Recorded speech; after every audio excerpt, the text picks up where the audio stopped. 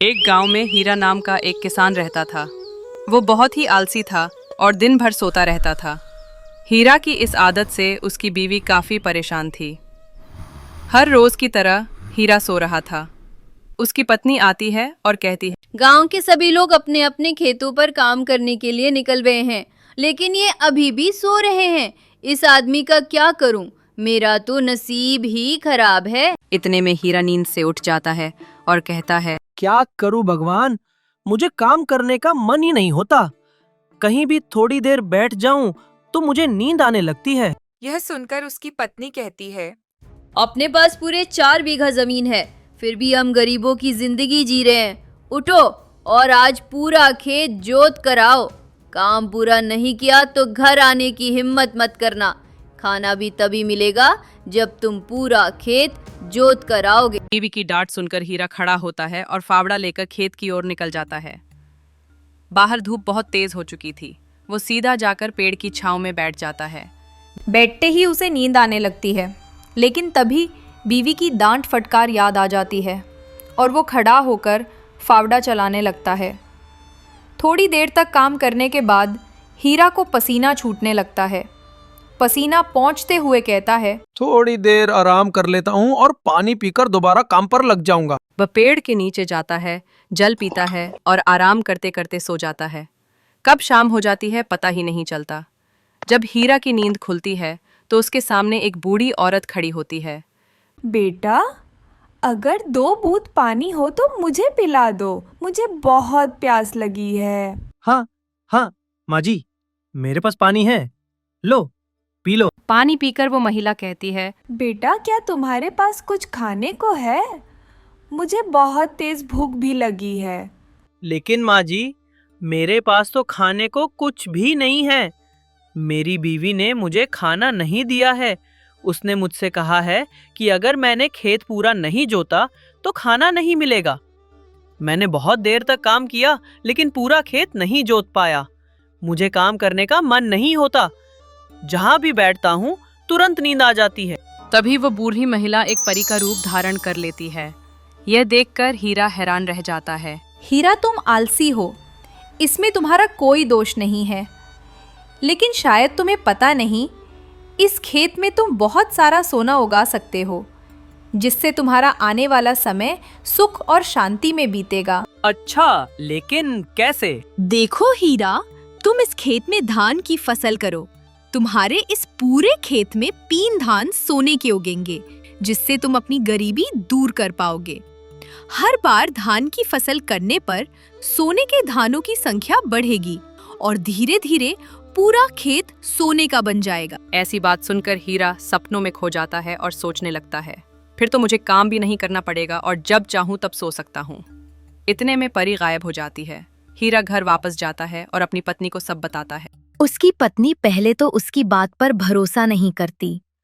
उसे लगता है कि शायद यह नींद में कोई सपना देख रहा होगा, लेकिन हीरा के जोर देने पर वो मान जाती है और कहती है, तो फिर चलो, अभी हम दोनों मिलकर खेत को जोत कर आते हैं और धान की फसल बो देते हैं। हीरा थोड़ा उदास होता है, लेकिन उसकी पत्नी कहती है, खुद देवी माता ने हमें संदेश दिया है और तुम अभी भी आलस में डूबे हो।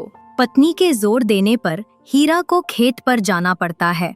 दोनों रात भर खेत जोतते हैं और सुबह तक धान की फसल बो देते हैं। कुछ दिनों बाद हीरा के खेतों में धान की फसल उगाती है।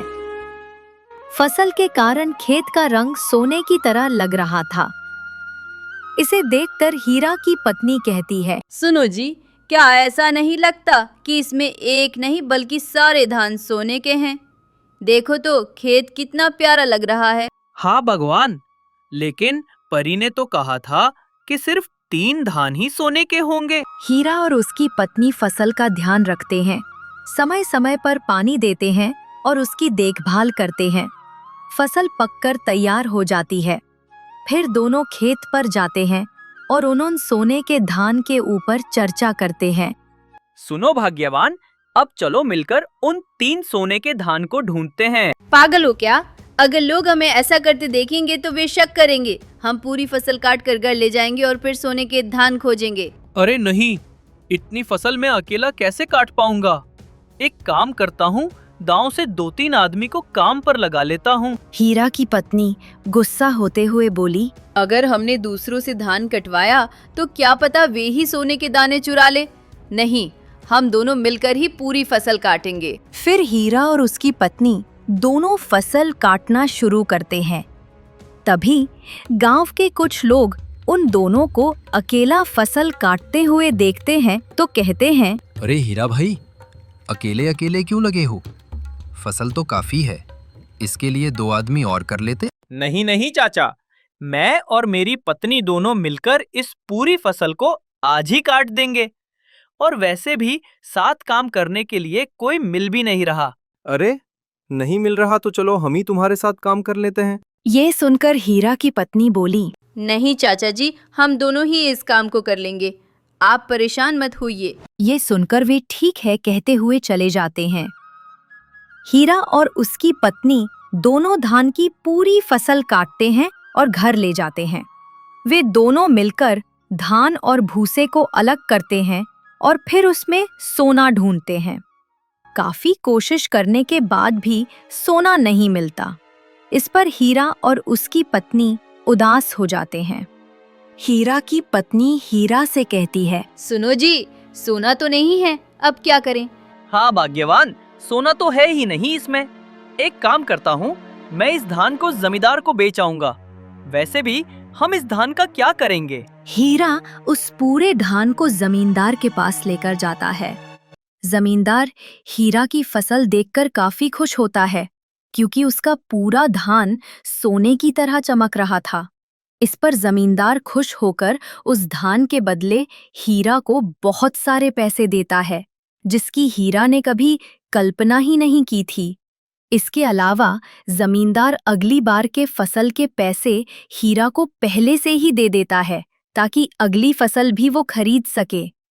अब हीरा के पास काफी पैसे थे। वो उन पैसों को लेकर घर वापस आता है और अपनी पत्नी को देता है। सुनो भाग्यवान, सोना नहीं मिला तो क्या हुआ?